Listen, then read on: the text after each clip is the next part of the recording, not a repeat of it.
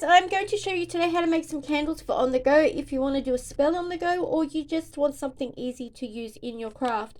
First of all, I'm going to need for this is 2 candles. One I will keep for other spells, so then when I want to burn down wax, I have one handy. I'm going to need a marker or something to dig into the wax. I'm also going to need, I've got ginger out, but rosemary, I'll grab that in a sec. I've got some Himalayan salt, which is good for love. I've also got some jasmine, some rose buds. Fantastic for, we're doing a working for love. We've got rose hips, another great one. I save these from when I have my candy because they're really good to collect the herbs that fall. I've got a little bowl to put the herbs in, and I've also got a love oil that I make myself that I'll have a video on how to make all the different anointing oils. So I'm going to start off the project by taking the candles. I am going to firstly take my oil. I'm going to activate it in my hands, and then I'm going to rub it all over and put a sigil on the bottom of the candle, or you can put it in the wax at the top. My sigil is now on the bottom. I'm just going to take some oil and I'm going to put it in my hands. I like to clap to activate my hands. Your right hand or your dominant hand is usually your energy or to take out. So your left is usually for receiving, your right is like your dominant to release. So I'm just going to take that oil. I'm going to rub it on the top. I don't want a ton of oil because this can make the candle go boom when you light it. So we're just going to get that oil on, and it will also help the herbs stick. So next we're going to take, after doing that, so it's on the base, it's on the bum, it's on the wick, it's all over on the sides, and it's all over my desk too. Next we're going to take this bowl, which I'm going to grab the right rosemary, and first we are going to take the herbs. As you guys can see, I've got some rosemary, which I'm going to activate for love and self-healing. I'll just put them in that little bowl. We don't need much because I'm just doing one candle. Next, I'm going to take some rose hips again for that love healing, and if you have any leftovers, you can actually put it in your kit and just use it for spells in the future. That's what I do for my actual banishing ones when I make them. Next, I'm going to take the rose petals again, asking for love into those. I activate them with love and happiness. Again, we don't want a ton. I usually use rosebuds for these type of things because I can scrunch them up really little, because we want the bits to be as little as possible. Plus, we don't want to put those bits near the wick. You want them as far away from the wick as possible because we don't want the candle to go warm as it melts down. I'm going to get rid of those little buds at the end. Then I'm going to take the jasmine. Just going to put the lid on my anointing oil because I knocked that in my last video.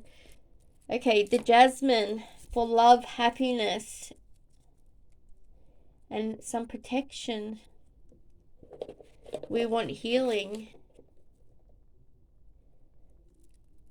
and hormonal balances. We want that whole feminine energy in this working. We want, think of like Aphrodite, love.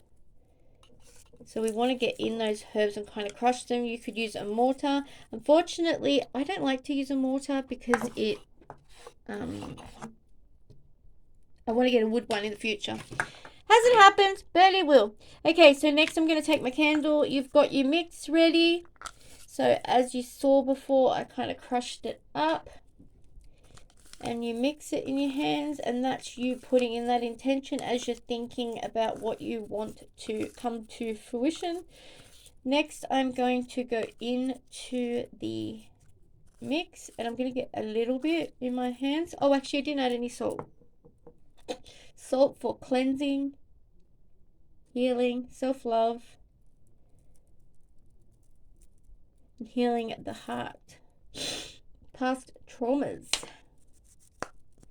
So again, we're going to mix it. So we've got that rosemary, we've got rose hips, we've got jasmine and roses in there. And Himalayan salt. So I think that's pretty mixed. So we're going to just take some and we are going to put it into the candle. You can pre-melt the candle with a lighter, or I use a heat gun, or you can do it my method, which I actually take the heat gun and I'll heat the candle. I'll heat it up and I will pour it over the top, and I'll show you that process when I get there. Okay, I've heat up and I'm just going to tip it over the top in those spots, or you could lift the tea light up and actually get it in underneath, like pick this bit up and put the herbs underneath. There is my heat gun. I use it for crafting, but you can use it as a lighter. You can use a lighter. Sorry, my words. Speaking is not working today. Don't forget my course coming up if you're interested in beginner witchcraft or advanced or intermediate. So I'm just going to put that in there. It doesn't have to be pretty because, like I said, we're lighting it up. So now you just let that candle set, and I might actually, while that's wet, put my mix in here because it will stick into this one, and I'll just put sigils and oil on it at the end. So trying not to get it as close to the wick as possible and not to have big chunks near the wick. If you're going to do a big candle, which I've got a tutorial coming up of how to make a candle from scratch, but if you're making a candle, a bigger candle, I would recommend an inch from the wick. But obviously with smaller candles, you can't really do that. But just try to make it that there's an area. And make sure your wicks are at the right length. And watch them. Please watch them because they've got herbs in them. And have like sand, dirt, fire extinguishers, things like that. Don't throw water on them because they've got oil in them. They will go whoosh and the flame will just get bigger and you can burn yourself. So please be prepared. Fire safety, like I said, dirt, sand, baking soda, all those things, just throw them on. Have them right next to you in your working station. But anyways, this is my little tea light ready to go with me to do my spell.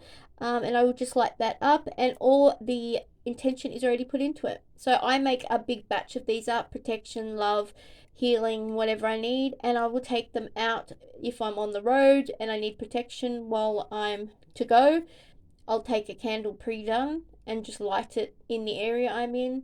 If I know I'm going to be in a certain doing a certain spell, I do that. And even on the full moon, before the full moon comes, I will add some herbs that correspond with the full moon coming up and put it in a little candle and light it for Hecate and a lot of the other Selene and Luna, a lot of the full moon goddesses. So yeah, how cool is that? It's all ready to go. So hopefully this is good. Leave a comment below what you'd like to see next, and check out my other videos and leave a comment, like, subscribe, all the great things, and I will talk to you later.